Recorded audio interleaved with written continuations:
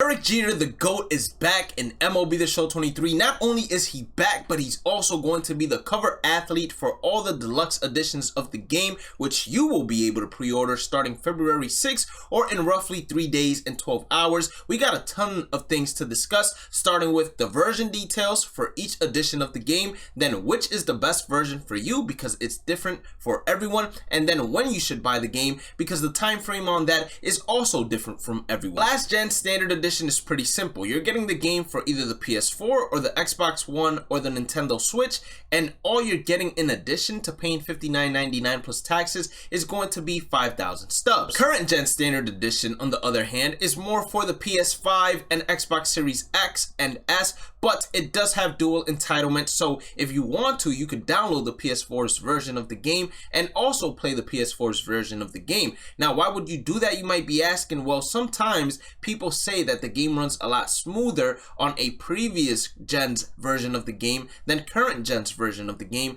and if you are a real competitive player, then you might take that route in order to drop less frames when it comes to hitting on the higher difficulties. But in addition to that dual entitlement, you also receive 5 standard packs or 5 the show packs and 10,000 stubs to start off with, which might not seem like a lot, but depending on what you get inside the standard packs plus how you invest those 10,000 stubs, it could go a long way. It's going to be priced at $69.99 plus tax. The Digital Deluxe Edition is very similar to the previous 2 editions. It has dual entitlement, so similar to the current Gen Edition, you'll be able to order it for your PS4, and if you eventually get a PS5, you will be able to go ahead and upgrade it to your PS5, downloading it digitally for your PS5. In addition to that, you also get early access, so I was correct. Instead of it being a global release the 28th, you get early access the 24th. And you might be saying to yourself, well, I'm on Xbox and I already have the Game Pass, so what happens to me that I have the Game Pass?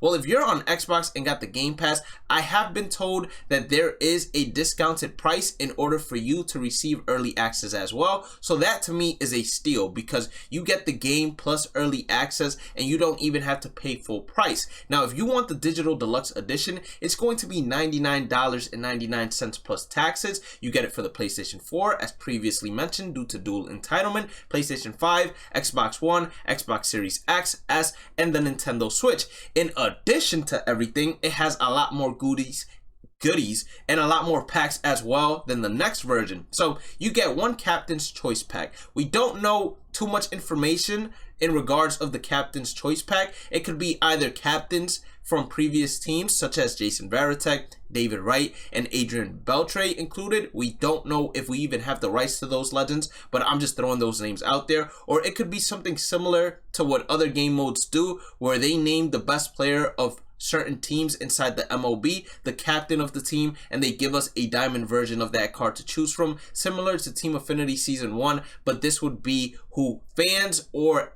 MLB The Show themselves claim to be the captains of the team. You get 1 choice pack. We're not too sure what the choice pack is, but I believe I read in an earlier article that it's 1 gold choice pack, and this pack is also very important because if you pay attention to roster update predictions, you're usually going to want to pick a card that eventually has the chance of going diamond, so you don't have to buy it in the future in order to complete collections. It's going to bring 1 special uniform choice pack, 5 gold choice packs in addition to that 1 gold choice pack, as well as 20 standard packs or the show packs, 1 ball player pack. So it's most likely going to have perks and equipment, and then 1 double daily rewards. Whenever you log into MLB The Show, it's going to give you double daily rewards for, I believe, the entirety of MLB The Show 23 or the entirety of the game cycle as long as it's online. And then 1 cover athlete bat skin and 30,000 stubs, which 30,000 stubs can get you pretty far, especially at launch, especially if you are somebody that uses the community market to flip. Don't forget to hit that like button and red subscribe button as well. Turn on the channel notifications and be a part of LYLT. The Captain's Edition is for PlayStation and Xbox, and it's the physical edition of the game, so you are receiving a disc for this game. Now, you're getting the same things such as the Captain's Choice pack, that gold choice pack, the special uniform pack, but Big difference, instead of getting 5 gold choice packs, you're only receiving 2. And instead of getting 20 standard packs, you're only receiving 5. You do get the ball player pack, the double daily rewards, the cover athlete bat skin, but instead of getting 30,000 stubs, you're only getting 10,000 stubs, and you do have access to early access as well as dual entitlement. That way you can play the previous version of the game. But you might be saying to yourself, well, why am I getting significantly less packs and less stubs? Well, that is because this version of the game comes with the Steelbook and the New Era hat, which, if you were to ask me, are 2 very good looking items that you can go ahead and add to your purchase at the sacrifice of standard packs and stubs. You know, you get yourself something physical that you'll have for the rest of your life, especially if you're a very big Derek Jeter fan, and you'll have a hat from MLB The Show themselves. I wanted to note this: pre-orders open on February 6th on the PlayStation Store, and be ready for action at launch by receiving a gold choice pack for use in MLB The Show 23 just for pre-ordering. I'm not sure if this is going to be available for all editions or the deluxe editions, because as I said previously, there is a choice pack that we do not know too much about, but I believe it's going to be the gold choice pack. And then of course you also get a legacy pack if you played MLB The Show 21, and that usually has gold items whenever you start the game for the first time. And there is also a note that says the Captain Edition, meaning the physical edition of MLB The Show 23 on PlayStation consoles, includes both a PS4 disc and a PS5 voucher. So you're not going to have a disc for the PS5. Instead, it's going to be downloadable for the PS5. If you purchase MLB The Show's 23 physical standard edition, you will only have access to that version of the game and will not be able to upgrade later. However, if you purchase the digital version of the standard edition on PlayStation 4 or Xbox One, you can upgrade later for $10. So that is a enormous note for anyone that is looking to pay the physical version for the PlayStation 4 or Xbox One. You'd rather go with the digital version, because if you do go ahead and get a PS5 or whatever current gen it is you play, you'll be able to upgrade it for a discounted price. Which version is the best version for you to get in terms of MLB The Show 23? If you do not play Diamond Dynasty at all, meaning if you get MLB The Show to just play Road to the Show or franchise, which Road to the Show, I hope they completely revamp to where it's more of a movie style and very similar to My Career instead of the bland style that we've been getting for the last couple of years. And if you're someone that just sticks to franchise and plays every single game out, then there is no reason for you to get any edition other than the standard edition. Because even if you do want to play, let's say, Diamond Dynasty later on down the road, if you ever get bored of Road to the Show or franchise, then most of these items that you're going to be able to obtain by ordering the deluxe edition, you're going to be able to obtain nonetheless, because eventually they get added back into Diamond Dynasty, whether it's through conquest maps or program rewards. They're going to be added back, and you're going to be able to obtain them, maybe not early, but you'll be able to obtain it regardless, and you wouldn't have to spend the extra money in real life. Now, the only reason why,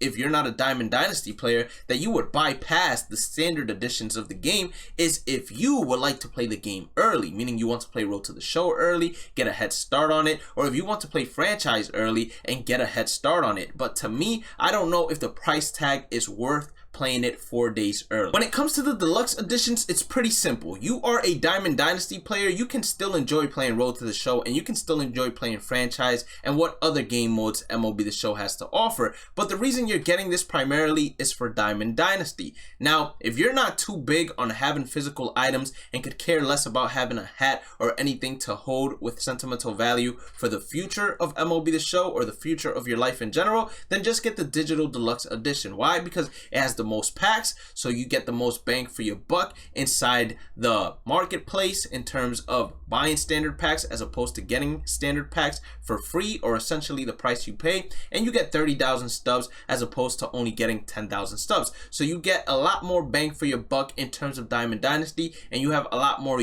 use with those packs, because who knows what you are going to be pulling out. And of course, you also get the 4 days early access, so you get to play Diamond Dynasty 4 days ahead of everyone else. That way you can see what works and what kind of doesn't. You can see how the community marketplace is actually actually working, and then when it gets launched officially for everyone, then you're going to be able to know the ins and outs to make stubs on certain cards, because they will inflate in price while others drop down in price, and you're going to be able to invest just a little better. Now, if you want something to hold sentimental value too, then obviously the physical version is the one for you, even if you still enjoy Diamond Dynasty, because you get the hat, you'll be able to rock the hat for life, and you'll get the physical copy or physical steelbook, which is something you can hang up or have for the rest of your life. You might even get Derek Jeter to sign it, and that's even going to hold more sentimental value. So that's all completely up to you, but those are the versions of the game and how I would advise people to get them. When should you buy or pre-order MLB The Show? And to me, this is probably the most important one out of all three.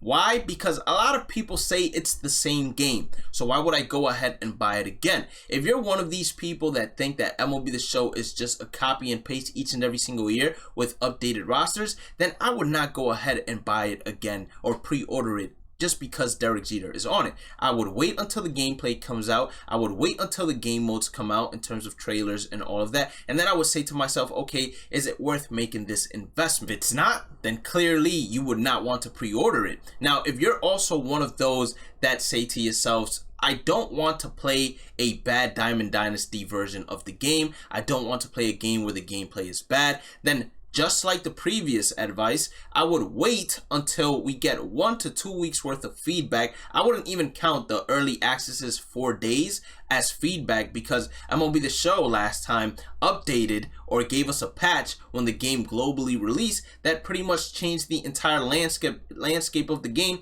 and everyone started complaining afterwards. But with the MLB The Show community, complaining is something that's a habit, one would say. But honestly, if you're worried about the gameplay and you're worried about what exactly did they change inside the game, then I would just wait a week or two after release. Let people go ahead and tell you how they feel about the game, and all you gotta really do is log on to Twitter to see the feedback of the game. And once you go ahead and see whether or not it is good or bad, then you make the decision to purchase the game. Hold on, there's a way you can go ahead and get a feel for the game before the game even comes out. And February 15th around 10 a.m. Pacific time, which is 1 p.m. Eastern, and it's gonna last until February 21st, 1 p.m. Eastern, players 18 and over in the US and Canada with a PlayStation 5, 4, Xbox Series X, S1, or Nintendo Switch internet connected console will be able to play in the tech test. So the tech test, you can't talk about it to anyone. You have to basically keep all the information inside. They give you a forum where you're able to go ahead and communicate with other players